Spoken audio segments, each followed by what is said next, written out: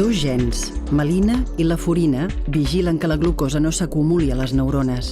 Quan un dels dos falla, la glucosa acumulada provoca la mort de la neurona.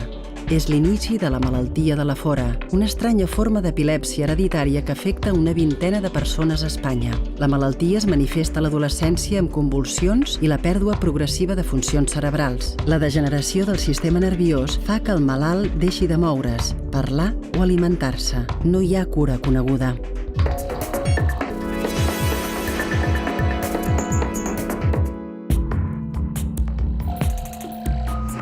Fer recerca és com buscar la sortida en un laberint.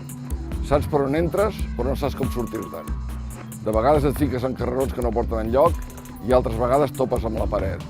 Però amb perseverància i il·lusió acabes trobant la sortida. Joan Guinovar és director de l'Institut de Recerca Biomèdica. A partir del 2015 serà president de la Unió Internacional de Bioquímica i Biologia Molecular, que agrupa 80 societats científiques d'arreu del món. El 80% de malalties minoritàries es produeixen per una mutació genètica i s'hereta de pares a fills. La malaltia de la fora és un d'aquests casos. Dos gens defectuosos desencadenen problemes neuronals en nens i adolescents que acaben amb el final més tràgic.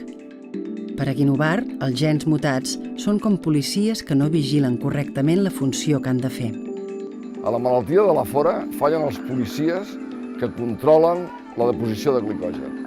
Quan una d'aquestes dues proteïnes que fan la parella de policies falla, les cèl·lules comencen a emmagatzemar glucosa amb excés i aquest excés de glucosa emmagatzemada els hi fa mal i eventualment les cèl·lules acaben morint.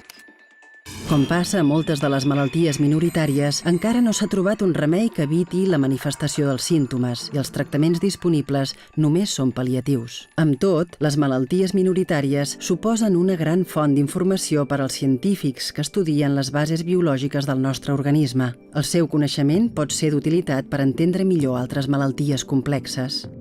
Les malalties rares afecten a molt poca gent, però des del punt de vista científic són enormement interessants.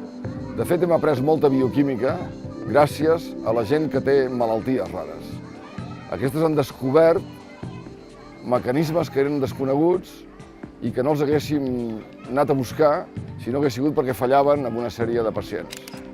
Malgrat que malalties minoritàries com la de la fora afecten un nombre molt petit de persones en el seu conjunt, representen un 6% de la població en països occidentals. Una xifra prou significativa perquè es continuï investigant en la seva cura. Segur que al final trobarem una solució per la malaltia de la fora i per moltes de les malalties rares.